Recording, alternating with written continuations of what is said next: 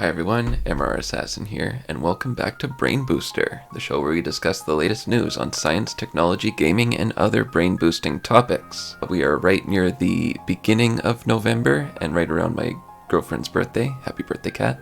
So let's begin. Let's first give a round of applause for the United States. Yeah. For finally upgrading their nuclear weapons systems from 8-inch floppy disks to SSDs. I know, it's surprising.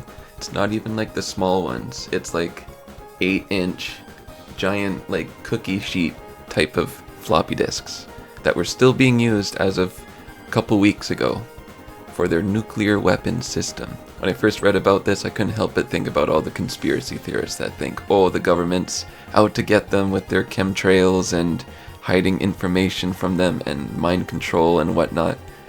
But they're still using like ancient hardware. So Lieutenant Colonel Jason Rossi tried to defend the use of floppy disks as a form of security. He said, "You can't hack something that doesn't have an IP address. It's a very unique system. It is old and it is very good." I understand the benefit of security of using an older system, but come on. Floppy disks? This was long overdue. You could have easily upgraded it and still have that security. They actually did a review of all the department's systems back in 2016, and back then they found that multiple departments were getting very old as well. Maybe not as old as the nuclear weapons. The Department of Agriculture, Commerce, Energy, Homeland Security, Justice, State, and Veterans Affairs all had aging systems. Some of these were still running Windows XP. That was 2016. XP came out in 2001. So, I feel like there's still lots of vulnerabilities there that could have been exploited. But anyways, good for them for finally doing something like this and upgrading their systems. For our next topic, I'm sure you've heard of NordVPN. It's a pretty popular VPN service, and apparently some hackers got access to their crypto keys on their servers 19 months ago, and we're only hearing about it now. So the breach happened in March 2018, and these certificates that they had access to gave them root access to the servers. Root access basically means that they were gods of those servers. They could do anything they wanted. I'm sure they did do anything they wanted. What that means is that they could have done something called a man-in-the-middle attack, and they could have created a clone of the website so that users came to this fake website, download their malware software that looks a lot like the NordVPN service, and then they can decrypt that data.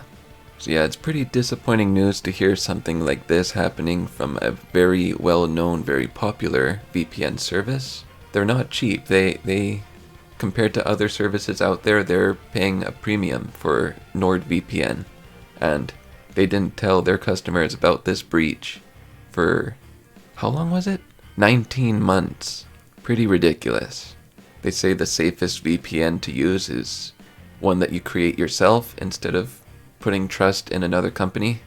There's always a risk of using a external service, but for those that aren't tech savvy and know how to create a VPN service on your own, sometimes this is the only choice, and maybe it is better than nothing, but I feel like it was kind of a mistake to not notify your customers about this sooner. And now for some science. Here's a cute one. Some scientists trained some rats to drive tiny cars and collect food. Here's a picture of the cute little ratmobile. The researchers were from the University of Richmond in Virginia, and they wanted to study the cognitive capability of rats. And they were able to find that the rats were able to perform the complex task of driving a tiny car, and they also felt more relaxed when doing so. So the rat is placed inside, and it stood on an aluminum floor. And when they placed their hands on little copper bars, it completed a circuit which allowed them to steer the car and propel forwards. They used 17 rodents, 11 male and 6 female, and they had a 4 square meter little arena for them. For their motivation, they had little Fruit Loops throughout the arena that they drove to and ate, which is freaking cute. They found that the rats had the same satisfaction that humans feel after acquiring a new skill. They found the rats that drove were even less stressed than those who were driven around as passengers in remote control cars. So the act of driving the car itself was a calming thing for the rats. Rats are so smart. They're basically like dogs. You can teach them tricks. They're so cool. Wish I can have them here in Alberta. Next we have a space topic of where Rocket Lab has plans to deliver satellites to the moon.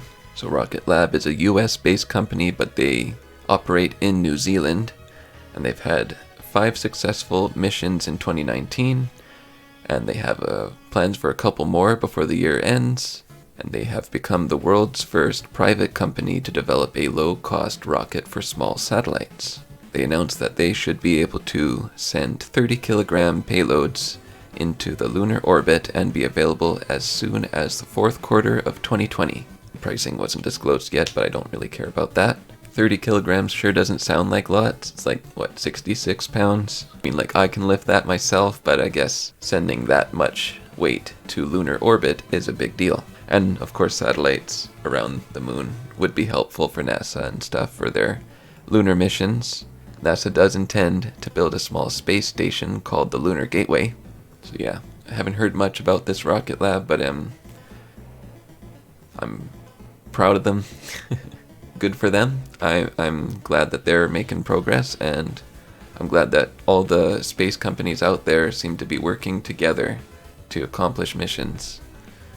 And we're accomplishing a lot, and it's a pretty exciting time for space, if you're interested in that.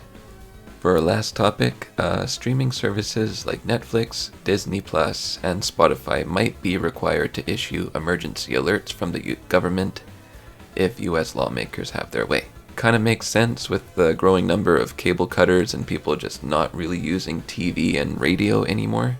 Some people might be worried about this. They might think that the government will misuse this power of being able to communicate with the public whenever he wants. It could potentially spread fear and propaganda. What are your thoughts? Do you think it is a good idea to have emergency notifications sent to the people via Spotify and Netflix? I understand them wanting to do it. I think I would want to be notified if there was a nuclear missile heading my way. But at the same time, I understand that it could be abused. I can also see it not being very necessary to be put on Spotify, Netflix.